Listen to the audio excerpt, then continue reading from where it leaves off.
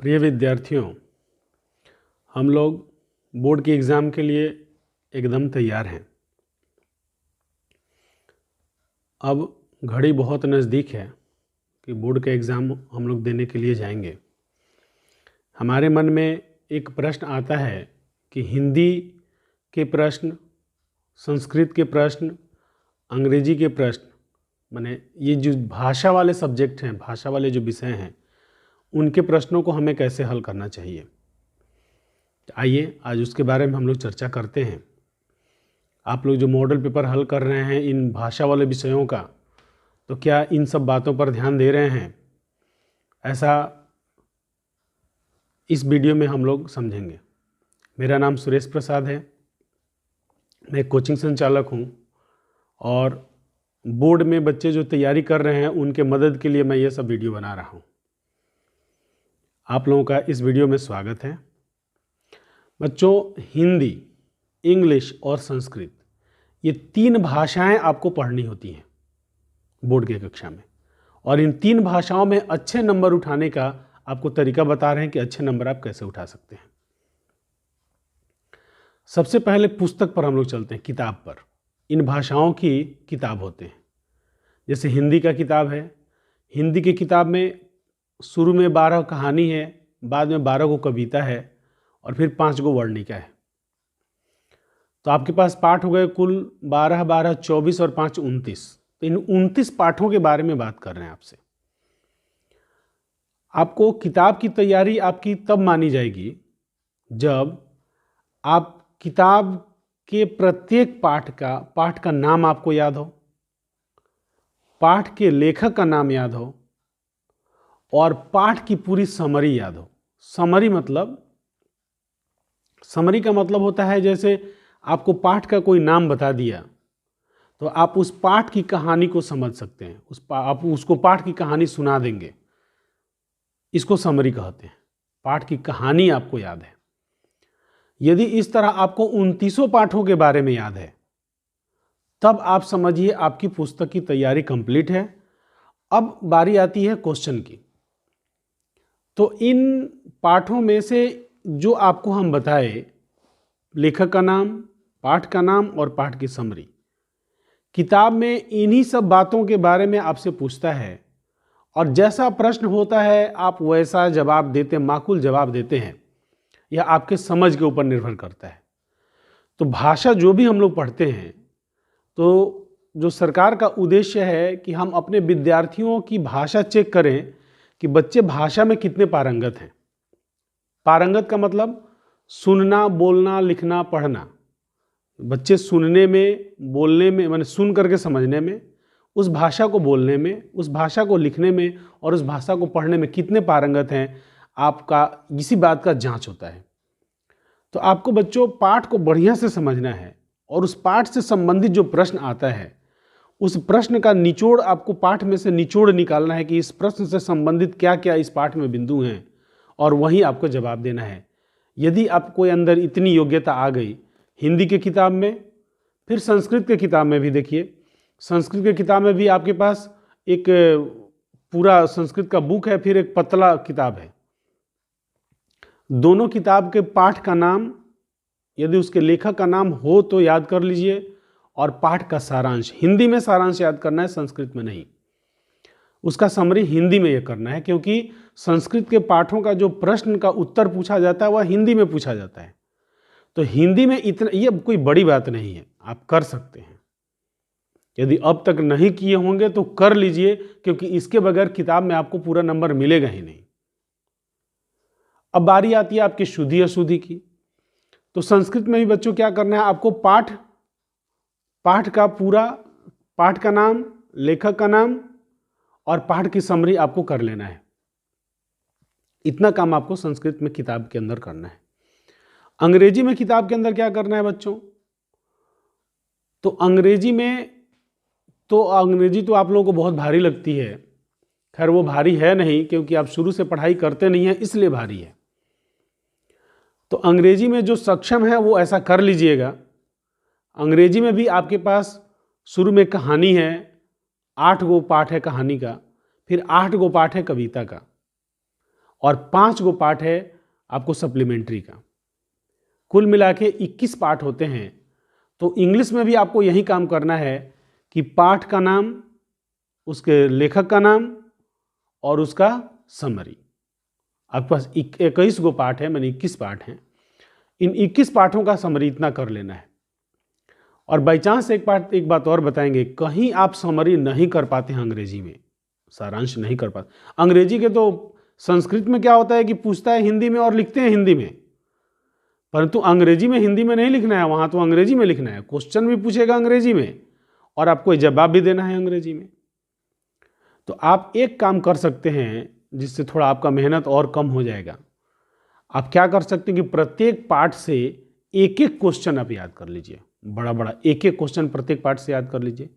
और उस पार्ट से जो क्वेश्चन मैंने परीक्षा में जो क्वेश्चन पूछेगा, उस क्वेश्चन की भाषा को मिलाते हुए आप समझ जाइए किस पार्ट का क्वेश्चन है और उस पार्ट का हम क्वेश्चन जो याद किए हैं, तो जो क्वेश्चन पूछेगा उस क्वेश्चन की भाषा को मिलाते हुए आप जो याद किए हैं उसको सम्मिलित कर सकते हैं।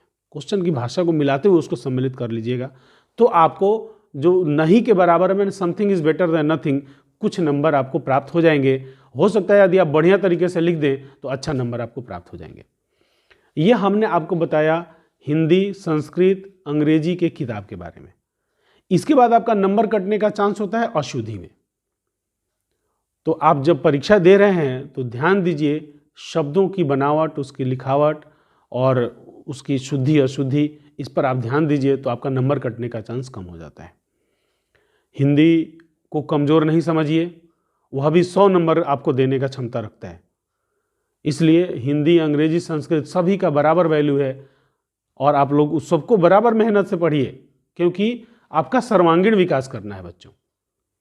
चलिए, अब भाषा के सभी भाषा एक ही तरह से तैयारी होते हैं, इसलिए सभी भाषा को हम एक साथ लेकर के एक ही वीडियो के अंदर चलना है। अब बारी आती है ग्रामर की। तो ग्रामर में जैसे ही आप मैंने इन सब प्रश्न भाषाओं के प्रश्न पत्र को जब खोलेंगे तो आपको इसमें कुछ अनसीन पैसेज आते हैं। अनसीन पैसेज मैंने अपठित गद्यांश। अपठित गद्यांश मैंने वे गद्यांश जो आज तक आप पढ़े नहीं हैं, वह गद्यांश आते हैं। तो उस कहानी को आपको ध्यान से पढ़ना है और ध्यान से पढ़ के उसके नीचे जो क्वेश्चन आंसर दिया है उसका जवाब देना है। उसका जवाब देते समय यह देखा गया है कि बच्चे क्या करते हैं कि उसमें जो गद्यांश में दिया ना, हू बहू वही उतारते हैं। तो बच्चों, आपको एक बात बताएंगे कि परीक्षा में आप अपनी भाषा का जितना ज़्यादा इस्तेमाल करेंगे, एग्जामिनर पर, कॉपी चेक करने वाले पर उतना ही अच्छा प्रभाव पड़ता है और उतना ही अच्छा नंबर देता है। जो प्रश्न एक शब्द में देने वाले हैं, एक वाक्य में देने वाले हैं, वो तो आप वहाँ से देख सकते हैं, परंतु जिसमें आपका विचार यदि थोड़ा सा भी पूछता है तो उसमें यदि आप अपना विचार देते हैं तो आपको ज़्यादा नंबर मिलने की संभावना होती है। तो ज़्यादातर कोशिश कीजिए कि जहाँ आपके विचारों को पूछा गया है या जहाँ ज़्यादा नंबर का प्रश्न है वहाँ पर थोड़ा अपने विचारों को भी यदि शामिल करते हैं या किताब की भाषा को नहीं लिख करके उसके पॉइंट को लेकर उसमें अपनी भाषा बना करके थोड़ा लिखते हैं तो आपको अच्छा नंबर प्राप्त होता है अनसीन पैसेज में भी। इसके बाद आता है बारी पत्र की। पत्र बच्चों दो प्रकार का होता है, फॉर्मल और इनफॉर्मल।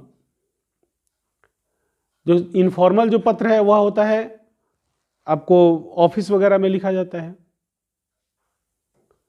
और हम लोग दूसरा जो पत्र होता है हम लोग घर में लिखते हैं, घर में अपने भाई के पास, अपने पापा के पास, अपने मम्मी के पास और आपके अपने बहन के पास, मित्र के पास, ये सब के पास पत्र लिखते हैं। तो बस पत्र में हम आपको इतना ही बताएंगे बच्चों कि पत्र आपको बहुत कम शब्दों में बहुत अच्छा नंबर दे देता है, इसलिए इस पर आपको अधिक ध्यान देने की आवश्यकता है।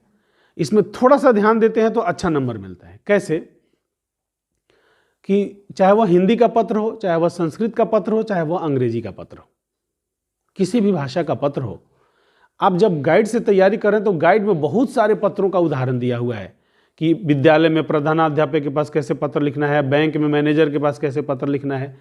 तो इन सब बातों में बहुत सारी बातें कॉमन होती हैं, केवल जो सब्जेक्ट होता है, सब्जेक्ट मैटर और शब्दों का चुनाव वह अलग अलग होता है। तो आपको जगह पहचानना है कि सेवा में श्रीमान प्रधानाध्यापक कहाँ लिखना है, विषय कहाँ लिखना है, निवेदन कहाँ लिखना है, उसका जगह पहचानिए कि कॉपी के किस कोना में हमको क्या लिखना है। यह जगह यदि पहचान लेते हैं आप बढ़िया से, तो जगह का आधा नंबर, 8 नंबर का यदि पत्र है तो 4 नंबर, तो यदि जगह आपका सही है तो 4 नंबर मिल जाएगा। इसलिए बच्चों आपसे यही कहेंगे, बहुत कम नंबर में अच्छा नंबर उठाने का, बहुत कम शब्दों में अच्छा नंबर उठाने का तरीका पत्र है। तो पत्र को आप बढ़िया से बस समझना है। बॉडी, जो पत्र का बॉडी है, पत्र के अंदर जो मैटर हम लोग लिखते हैं, वह मैटर तो आप अपनी भाषा में बना लीजिएगा, परंतु जो जगह है, जैसे आपको लिखना है प्रिय मित्र, वह कहाँ लिखना है पत्र में। सबसे पहले आपको, आप जैसे आप अपने मित्र के पास पत्र लिखते हैं या पिता के पास पत्र लिखते हैं, सबसे पहले एग्जामिनेशन हॉल लिखता है लोग, चाहे जगह का नाम, कोई जगह का नाम देते हैं, तिथि देते हैं, फिर इधर प्रिय मित्र लिखते हैं, चाहे आदरणीय पिताजी लिखते हैं। तो यह सब पत्र लिख के, जगह किसका जगह कहाँ है, नीचे वो जो लिखते हैं कि आपका प्यारा पुत्र या आपका प्यारा मित्र या आपका प्रिय मित्र, ऐसा कुछ लिखते हैं, उसका जगह कहाँ है, उसके नीचे जो पता लिखते हैं उसका जगह कहाँ है। कॉपी के पेज में जगह को पहचानिए, यह आपसे हम कहेंगे, निवेदन करेंगे कि पत्र में आप जगह को पहचानिए, और जगह को पहचानने के बाद उसके बाद आप अपनी भाषा का इस्तेमाल कर सकते हैं, परंतु जगह बदल दीजिएगा, कहिएगा नहीं सर तो बोले अपनी भाषा का इस्तेमाल करना है तो हम अपना जगह का इस्तेमाल करेंगे, तब तो सारा काम गड़बड़ हो जाएगा। आपको पत्र का प्रैक्टिस करते समय, चाहे वो ऑफिस में पत्र लिखना हो, चाहे वो घर में पत्र लिखना हो, पत्र का प्रैक्टिस करते समय आपको जगह पर बहुत ज़्यादा फोकस करना है, बहुत ज़्यादा ध्यान देना है कि जगह नहीं छूटना चाहिए, कि पता लिखने का जगह कहाँ है, हम जहाँ से पत्र लिख रहे हैं उसका जगह कहाँ है, तिथि दिनांक लिखने का जगह कहाँ है, ये सब जगह आपको पहचानना है, चाहे वो हिंदी का पत्र हो, चाहे वो अंग्रेजी का पत्र हो, चाहे वो संस्कृत का पत्र हो। अब बारी आती है बच्चों निबंध की। तो निबंध जो है वो प्रत्येक भाषा में अलग अलग शब्दों में लिखना होता है। जैसे हिंदी में 10 अंक का, 10 नंबर का निबंध आता है, तो 10 नंबर के निबंध के लिए आपको 250 शब्द लिखने पड़ते हैं, और 250 शब्द में उसमें बिंदु दिया रहता है कि आपको 5 गो बिंदु पर निबंध लिखना है। तो वो 250 शब्द है और 5 गो बिंदु है, तो एक गो बिंदु पर कौ गो शब्द हुआ जी, 50 गो। तो प्रत्येक बिंदु पर कम से कम 50 शब्द आपको लिखना है। तो लिखने से पहले, जब वो उस बिंदु पर आप लिखने जाते हैं, तो लिखने से पहले थोड़ा रुक के विचार कीजिए। जैसे दिवाली के बारे में कहता है, तो दिवाली का परिचय कहता है, तो दिवाली का परिचय दीजिए। तो परिचय पर आपको 50 शब्द लिखना है। 50 शब्द का मतलब 6 लाइन, 5 लाइन, 6 लाइन लिखना है आपको, 7 लाइन भी लिखना है। तो उसमें हम लोग क्या क्या लिखेंगे इस पर आपको समझना है। तो प्रत्येक बिंदु से 50-50 शब्द लिखेंगे, तब ना 250 शब्द आपका पूरा होगा। और आपको शब्द बताए थे कि कैसे नंबर के हिसाब से कैसे शब्द लिखना है, परंतु यह नियम संस्कृत में लागू नहीं होता। संस्कृत में जो निबंध पूछता है वो मात्र 8 या 10 लाइन का ही निबंध पूछता है, तो वहां पर मात्र 8 या 10 लाइन में निबंध लिखेंगे।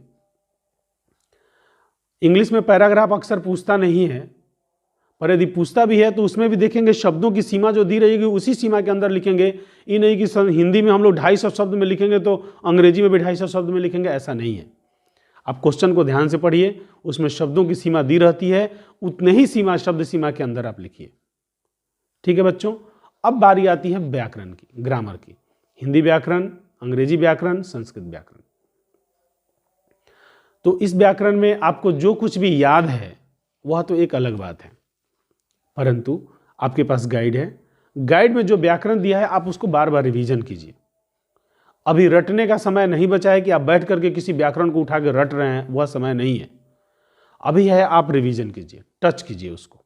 केवल एक बार पढ़ लिए फिर आगे बढ़ गए, फिर समय मिला तो फिर एक बार पढ़े, फिर आगे बढ़े। मॉडल पेपर को ज़्यादा से ज़्यादा हल कीजिए।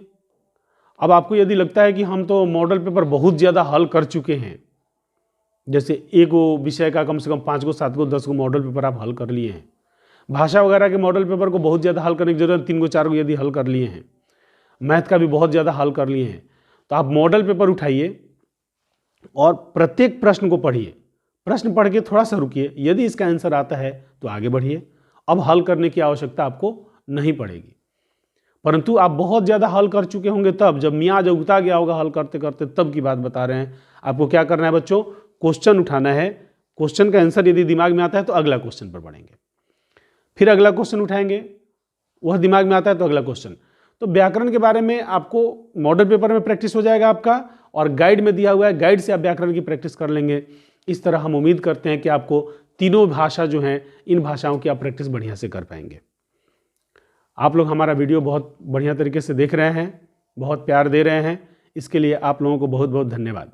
हमारे चैनल को आप सब्सक्राइब अवश्य कीजिए, क्योंकि हम जो मेहनत कर रहे हैं इसमें ही यह फल छिपा हुआ रहता है। पुनः आप लोगों को वीडियो देखने के लिए बहुत बहुत धन्यवाद।